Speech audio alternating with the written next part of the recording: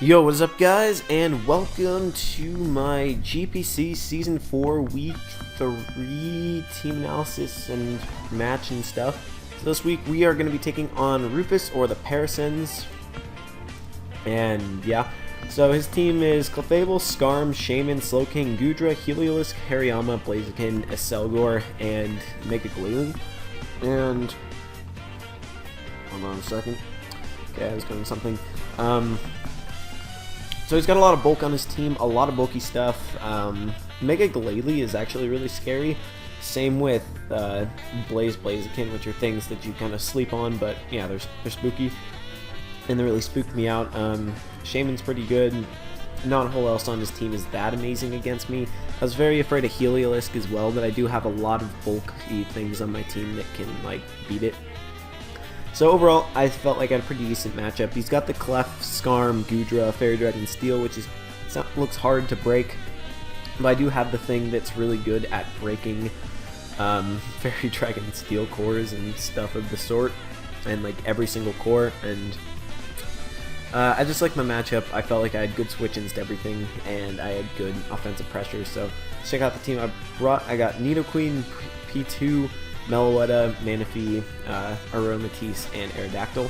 So starting off with Nidoqueen, Nidoqueen just destroys his team completely. He has no switch-ins for it, especially since I'm running a physical Nidoqueen this week, because he's got Goodra and he's got Slowking, and I definitely expected something like an Assault Vest, Goodra, and Slowking to try and take this thing on, because an AV Slowking can just chew hits from Nidoqueen well, but it cannot take much of anything by a physical one. It's going to get 2-hit KO'd by Poison Jab, and it's going to get near O-Code by Thunder Punch. So, Thunder Punch, Ice Punch, Poison Jab, Stealth Rock with Life Orb, Sheer Force, 180 in HP, 252 attack, and 76 in speed. I do not remember what that speed's for. Oops. Let's just ignore that. I totally don't remember what that was for. I can look at my sheet because I have the speed tiers on here. Yeah, it's gone. I totally don't remember what this was. What my speed investment was for. It was probably for like maybe like fast Hariyama or something of the sort, or I cannot remember at all what this was for, but maybe it's for like bulky Shaman or something. I totally don't remember. It doesn't matter though. It didn't really come into play, but yeah, maybe it would speed creep, potential speed creeps. Yeah, I built this team about a week ago, so I totally don't remember what the speed's for, but it's enough for something, and then a lot of HP, and then max attack Adamant. This thing just absolutely runs through his team. Originally I had Taunt over Stealth Rock, but I moved to Stealth Rock because I needed a rocker, and Rock's really good against his team, so I just went with that. And it also puts a shit ton of pressure on his only defogger, which is the thing. And I think the speed investment might just be to get a lot of creep on Goodra, because I wanted to outspeed that thing, since if he brought it, it could be a potential switch into it. The next thing is, for the most part, I had a lot of bulk on this team, and I wanted to make sure I'd switch into everything. So first thing, I got P2, which I don't think was made in a specific order of things. I messed around with sets for a little bit. Mainly specially defensive one with Toxic, Recover, Ice Beam, Discharge, max HP, 48 defense, and 208 Spadef with a Calm Nature. Don't quote me on this, but I think this was to make sure that I could take 2 double edges from a Mega Glalie. I can't remember. I think that's what it was for, while still having a bunch of Spadef, because, you know, P2 was insanely bulky, and that's what P2 does. It's meant to take hits. It's a check to Glalie, because I'm a little spooky to use Manaphy as my Glalie check, since it can have Freeze Dry. Check Shaman, checks Goodra. I just threw in a lot of Spadef so that I could take 2 hits from Shaman and Goodra. Also, it's a Heliolisk check, which I've got another one. And I think, and also is good against the Aselgor as well. So yeah, I should have changed this to 0, but oh well, I played the match already, as you could see. But yeah, Trace is my ability, because if I could trace something like Magic Guard on Clef, or like Main one was like Regenerator on the Slowking, that'd be rad, so that's kind of what I was going for if I needed to. And then Toxic, Recover Ice Beam, Discharge, Bolt Beam hits his team really well, and then Toxic is great because I think it's unlikely that he brings a Cleric, because I think he needs to bring Wish Protect, Clefs, and stuff. He could bring it, but it'd force him to use it, and that gives me free switch-ins to Nidoqueen, which wrecks his team. Next, I've got Brittany, my Meloetta. Now, I changed the set a bunch, but this is some heat right here, as I got Skill Swap, Calm Mind, Psyshock, T-Bolt, 80 HP, 252 special attack, and 176 speed with a timid nature.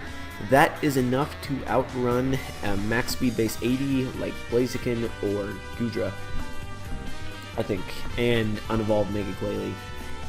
So the idea behind this thing was set up Calm Minds, and then like I'm fairly certain that he'll bring Unaware Clef because I have a Manaphy.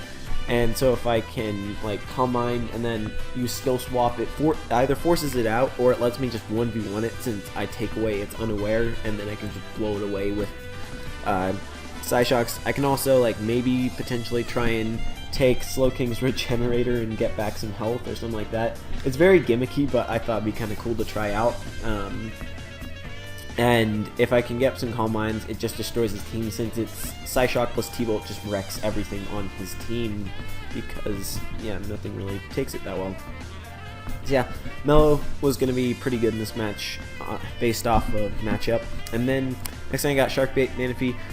Running a defensive set this week, max HP, max defense. I could have run like enough for fast Blaziken, but I was thinking that if he brings Blaziken, it's probably going to be Scarf, and if it's not Scarf, then I can outspeed it with Arrow and outspeed it with Millow, and so it's much less of a threat. So I got Rain Dance, Rest, Scald Knockoff with lefties. Scald Knockoff is just really nice. Knockoff lures in a lot of things like Heliolisk and Goodra and Shaman and all those things that didn't actually come to the match, spoilers, but Knockoff's really nice because getting rid of items is always cool, especially things like Slowking, because I'm definitely expecting him to be like Assault Vest because it would be his best thing to beat Nidoqueen with. And he doesn't have any Violite users, but it'd just be good, and as you'll see, it's very helpful having Knockoff, and Scald's there, and then the Rain Rest because, you know, it never dies. And then max HP, max defense with Bold. I felt like I didn't need the extra damage with Knockoff, and I felt like having a little more damage with Scald would be better, and, you know, Scald burns and stuff. So yeah. Next, Annabelle. Mixed defenses, Aromatisse. So I've got lefties with Wish, Protect, Heal Bell, Moonblast. Same set, different EV spread. I didn't turn this to 0 on this one either. I don't think he has a Foul Play user. No, he doesn't, so it doesn't matter. And it didn't matter. So max HP, 220 defense, 36 Spadef with a Calm Nature. So this spread is going to let me take 2 Life Orb T-Bolts from Heliolisk, I believe, is what I felt like would be neat and stuff. So this is just in case I want to scout around Heliolisk. If he specs, then he'll probably try and be firing off Focus Blast or something, or Surfs to try and catch P2 or Nidoqueen. So I just want this thing to be bulky enough to take a Thunderbolt from the Life Orb set and pivot around it and Wish and stuff, and then throw a bunch into defense. This is my main thing that stops Blaziken from high jump kicking my team, because that sounded very scary, because I know Blaziken is very overwhelming, and I didn't want that thing just crushing my team, because it's a threat and stuff. Yeah, Protect's nice. It's just a nice bulky thing that's gonna help cleric my team, keep Nidoqueen healthy, and the likes of that. And yeah, stuff. So that's that. And lastly, got Oldberg coming again, Life Orb set with Defog, Stone Edge, Fire Blast, Aerial Ace, and yeah, Fire Blast. You saw it right. So max attack, Naughty Nature with 44 in special attack and 212 in speed. The speed was there to outrun Heliolisk? Yeah, maybe. Yeah, for Heliolisk. And then max attack, and then the rest was dumped into special attack because I have Fire Blast, and Life Orb Fire Blast can actually 2-hit KO Fizz Def Scarm, which would be really, really cool to see a Arrow beat a Scarm, because, you know, that'd be really cool and stuff, and it'd make me happy, and I like being happy. So yeah, Arrow does do a lot of puts a lot of pressure on his team. Got defogged this week because I definitely felt like if anyone was going to hazard stack me, it'd be Rufus. I definitely kind of thought he'd try and bring like spikes on.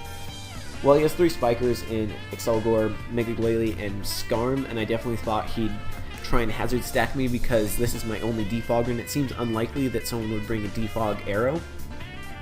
So I had it in the back just in case he hazard stacked the hell out of me, and I was getting like really pressured, and it was fucking me in the butt. So yeah, that's why I defogged him. Stone Edge, Fire Blast, Air Lace, dual stab, and then Fire Blast because dual stab hits his team really hard. And yeah, that's it. Arrow does a lot, and let's get in the battle. So let's turn this to normal. As you can see, he brings Clef, Skarm, Mega Glalie, Hariyama, Slowking, and Blaziken. All things that I was definitely thinking could come. Glad to not see. Shaman could have been annoying, Gudra could have been annoying. I was pretty well versed for anything on his team. I was definitely glad to not see the Heliolisk. That was probably one of the biggest things I was glad not to see. I'm surprised that when I have a Manaphy they wouldn't bring Helios, but at the same time he's got Clef, which is most likely unaware. Based on his team, it should definitely be unaware Clefable. So just looking at his team, nothing can like really just beat Manaphy outright, so I'm going to lead with it. Oh shit, no, get rid of that, stop the music. So I'm just going to lead with Manaphy, lead with Skarm. I'm going to click knockoff turn 1, get rid of its Rocky Helmet, so that's nice, as he's going to lay up his rocks, and that's okay with me because rocks aren't that big of a deal this week. So I'm going to go for Scald, get the burn, and you know, Scald burns, that's what it does, and he's going to go for the Brave Bird. Hold on, congested. Goes for the Brave Bird, and does absolutely nothing at all. Like, it heals me, I think. Or, no, not quite, as I'm going to fire off another Scald, as he doesn't want his Skarm to die yet, but his Skarm's not going to be doing anything to my team, as I just Scald. Don't get the burn on this thing, so I can't make sure that it's unaware, but I'm pretty damn sure it is. We can go into Nido, because I can take anything, as he goes for the knockoff, and I was like, I don't think I even need Life Orb, because Nidoqueen is just really strong, and Adamant Nidoqueen is stronger than Special Nidoqueen, but attacks just have higher base power, but Poison Jab I think might hit harder or something. Anyways, Poison Jab is my move to click here, because there's no way he goes into Skarm and nothing else takes a Poison Jab. And yeah, he's going to go into Slow Mega, which is a great name, as Poison Jab, a non-Life Orb Poison Jab does 48 to this thing. That's a fuck ton. That is so much damage, so I'm definitely in the clear to knock him out with a Thunder Punch, and he knows this, so he's going to switch the hell out of here and sack off his Skarm, as I'm going to click Thunder Punch and kill the Skarmory. So even without the Life Orb, Nido does a ton of work to his team, so he's going to go back into Slowking. I don't mind, I have my Manaphy, which is a good switch into this thing, because I don't really care about getting Scald Burns and stuff, as he does Scald Burn me here. Now, I'm just going to set up the Rain, get rid of that status ailment, and I want to keep Manaphy healthy because it checks like most of his team. So I'm going to go for the Rain thing, and I forget what I do here. I either Scald, Knockoff, or go back into Nido. Okay, so I'm going to Knockoff, does 42 to the Slowking, which is great. As now I'm just going to click Scald and get damage off, hope for the burn, and you know, Scald burns. The water's hot today, I guess. As he goes for the Shadow Ball, I don't know what he's predicting. Maybe that was his strongest move to hit me, since Psyshock's not doing anything, since it's most likely I'm Fizz Def, but I don't know what Shadow Ball would hit on here. I just don't. What does it hit on my team? It hits Rotom. I think it hits Rotom. That's about it. That's amazing. Anyways, that's how professional I am. But yeah, I click rest here? Question mark? I think maybe. Yeah, I'm gonna click rest as he goes into Hariyama. So here I am fine to just click knockoff, because if he's choice banded, he's not gonna be 2-hit KOing me once I get rid of the band, and he is choice banded. And goes for close combat, does a lot, but not going to kill me in another one. As I think, yeah, I'm just gonna Rain Dance again as he goes for the knockoff, which was a good play. But here I'm just free to go for the rest. Yeah, just gonna rest. as I'm going to fire off a Scald right here because I don't want this Slowking getting too healthy, and Clefable's not going to appreciate a rain boosted Scald, as he's going to get critted, and then he's going to fire off a Signal Beam. Not a 3-8 KO even after this Spadef boost, which shows how bulky Manaphy is. As I'm going to Scald again, and it does absolutely nothing to this Clefable. Absolutely nothing. So I'm just going to switch out and go into my Nidoqueen because he has no switch-ins to it, and I'm going to just be able to pick up a kill with this thing because he has no switch-ins. So here, I know he's going to sack off his Slowking, so I'm going to take this opportunity to get out my rocks because, yet again, like, what? Even if he tried to save his Slowking after this, what takes a Poison Jab? Nothing does. Nothing. So I knew that Stealth Rock was a very safe play because there's no way that he'd risk anything on his team aside from Slowking, since at this point it's proven to be absolutely garbage against my team. So I get my rocks up and get a kill with Nido, which is its second of the game, I think 4th of the season maybe. But here he's going to go into Blaziken, and I'm going to go into my thing, as it takes 46 from a Flare Blitz, which is a lot, but definitely shows he's not banded. And here I believe I just throw up. No, I'm going to go for the Moonblast here because I didn't want him being a setup variant and getting up a free setup, and I also didn't want him going into Mega Glalie for free or anything like that. So he's going to go for Knockoff here, get rid of my lefties, which is okay since I have Wish. And here I'm just going to fire off a Moonblast because I don't want him getting a free switch, and I don't fear Moonblast damage from a Clef on an Aromatisse as he goes into Glalie. And that takes a ton, and now I'm just going to be able to knock him out with a Moonblast, which is just rad. So I'm going to stay in. He goes for the sub, I guess predicting me to switch or something, as, no, I'm just going to break it.